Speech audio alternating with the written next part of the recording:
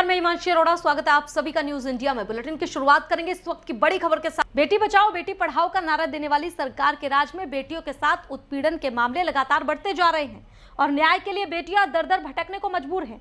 रोहतक में शारीरिक और मानसिक उत्पीड़न के साथ साथ जाति के नाम पर प्रताड़ित हुई देश की बेटी पूनम जाटव पिछले 2 साल से विश्वविद्यालय प्रशासन और सरकार से गुहार लगा रही है कि उसे न्याय दिया जाए, लेकिन न्याय कब मिलेगा, यह सबसे बड़ा सवाल है।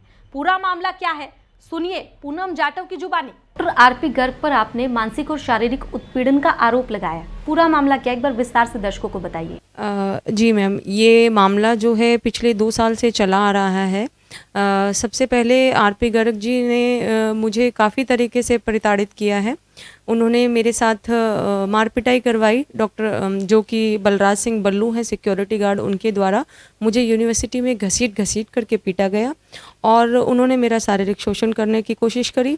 साथ साथ मुझे मानसिक तौर पर काफ़ी परेशान किया, जिसके और सिर्फ एक ही बात पर कि वो चाहते थे कि मैं उनके साथ फिज़िकली कॉम्प्रोमाइज़ करूं, शारीरिक संबंध बनाऊं।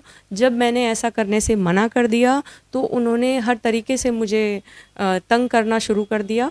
चाहे वो मैम मॉर्निंग में मेरी ड्यूटी लगाना हो सुबह 6:30 बजे, मैंने उनको बहुत बार रिक्वेस्ट किया कि सर मैं सिंगल मदर हूँ और मेरे 2 छोटे बच्चे हैं, आप मुझे सुबह ड्यूटी ना दें, किसी और जेंट्स प्रोफेसर को दे दीजिए या दूसरी महिला प्रोफेसर हैं उनको ड्यूटी दे दीजिए। पर ऐसा उन्होंने नहीं किया और बार बार उन्होंने मुझे मेमोज़ दिए कि ये काम ठीक से नहीं करती है और अनलॉफुल तरीके से मेरी सैलरी काटी गई, जो कि मुझे आज तक नहीं मिली है। मैं डिपार्टमेंट आती रही हूँ और जो कमेटीज़ बैठी हैं, इंक्वायरी कमेटीज़, सब मेरे फेवर में हैं और जिसमें दोषी आरपी गर्ग जी को पाया गया है।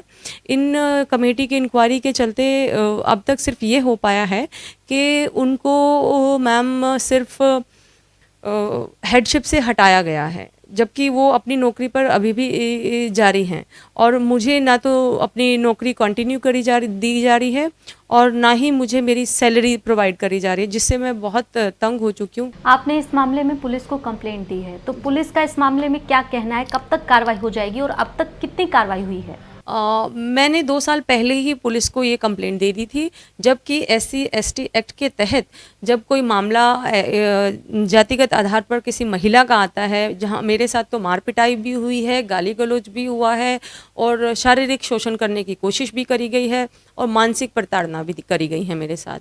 लेकिन जहाँ तक एक्ट का सवाल है, उसके अंदर अगर आप दोषी तो मैंने अगर कंप्लेंट की है तो पहले FIR होती है, फिर गिरफ्तारी होती है और फिर जांच होती है। लेकिन मेरे मामले में जो पुलिस प्रशासन ने कोई कार्रवाई नहीं करी है और सिर्फ मुझे लगता है कि ठंडे बस्ते में डाल दिया था आरपी गर्ग जी के मामले को और सोचा था कि दबाव नहीं है मेरी तरफ से, क्योंकि मैं सिंगल थी और दबाव अब इसलिए आया है क्योंकि मेरे साथ बहुजन समाज के लोग हैं, भीम आर्मी हैं, भीम सेना है, संत शिरोमणि गुरु रविदास संघ से मंजीत मोखरा जी हैं और बहुत सारे स्टूडेंट यूनियन, छात्र एकता मंच और बहुत सी एसोसिएशन है जो बहुजन समाज से बिलोंग करती हैं और मैं इसीलिए दबाव के चलते अब आरपी गर्ग जी के ऊपर FIR तो हो गई है लेकिन गिरफ्तारी अभी भी नहीं हुई है, तो जो कि बनती है। मैम, कोई स्पष्ट जवाब दिया गया पुलिस की ओर से आपको? नहीं, पुलिस की ओर से मुझे कोई जवाब नहीं दिया गया है, सिर्फ FIR अभी लॉन्च हुई है, अभी गिरफ्तारी होनी बाकी है। ठीक है, आपके ऊपर फर्जीवाड़े का आरोप लग रहा है कि PhD में आपका जो एडमिशन हुआ वो फर्जीवाड़े से हुआ। तमाम मीडिया चैनलों की बात करें या समाचार पत्रों की बात करें तो ये प्रकाशित हुआ है।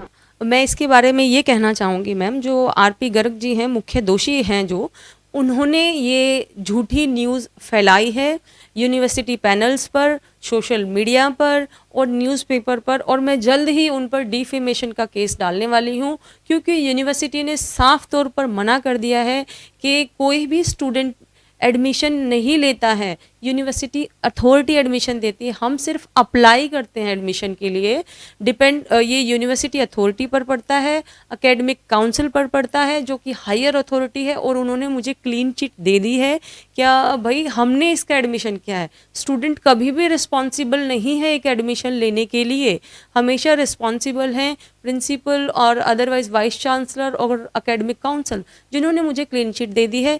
ये सिर्फ और सिर्फ मुझे डीफेम करने के लिए और मेरे जो गाइड हैं उनको डीफेम करने के लिए ये न्यूज़ फैला रहे हैं, ताकि इनका मामला दब जाए।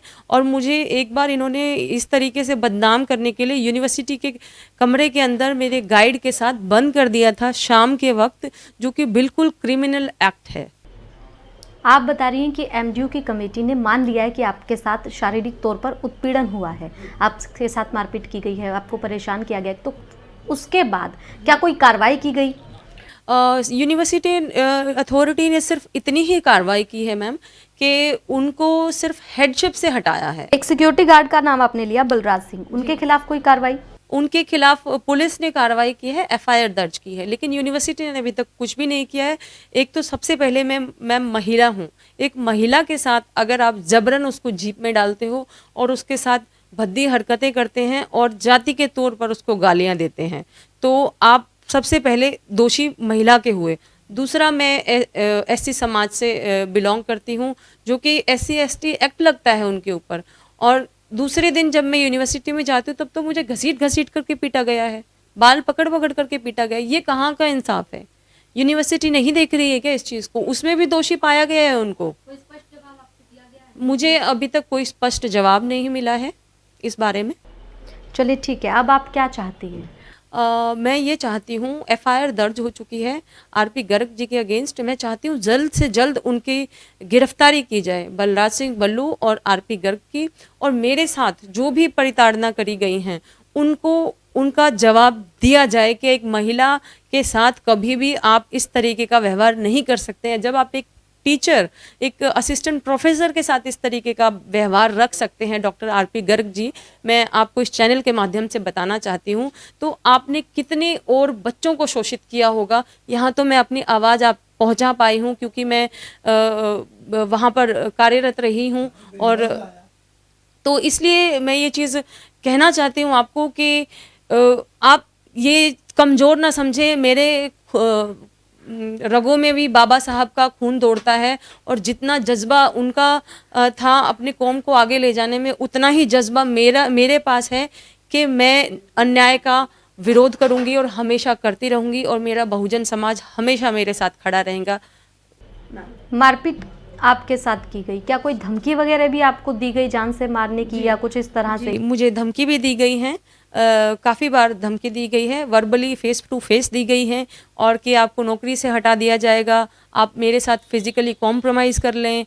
अगर फिज़िकली कॉम्प्रोमाइज़ करती हैं तो मैं आपको नौकरी में 4 चांद लगा दूंगा, आपको परमानेंसी दिला दूंगा, आपकी सैलरी डबल हो जाएगी। ऐसे झूठे झूठे वादे मेरे से किए। जब मैंने इस चीज़ को मना कर दिया तो मेरे से हर तरीके से मुझे आहत किया गया।